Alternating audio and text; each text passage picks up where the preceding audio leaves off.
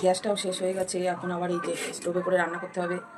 সারা সপ্তাহ পরিশ্রম করে একটা দিন বাড়িতে থাকলে তাও যদি গ্যাস শেষ হয়ে যায় তাহলে কী পরিস্থিতিতে দাঁড়ায় বলো।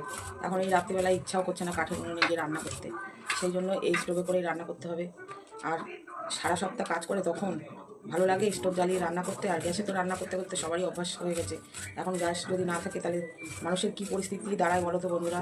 তোমাদের কার কার এরকম অসুবিধা হচ্ছে আমাকে একটু জানিও। আমার তো খুবই অসুবিধা হচ্ছে, আর যারা বাইরে কাজ করে তাদের তো খুবই অসুবিধা হয়।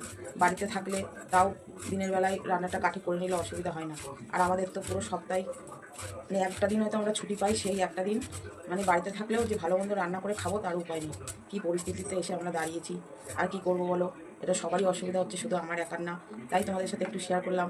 এই যে স্টোভটা ছিল বলেই আজকে বাড়িতে থাকলেও অসুবিধা হচ্ছে না, স্টোভে করে রান্না করছি। কিন্তু কিরাসিন তেলেরও কত দাম বলো, তা কী করবো, এখন বাধ্যজনক করতে হচ্ছে, কিছু করার নেই। তোমরা সবাই ভালো থেকো, রাধে রাধে।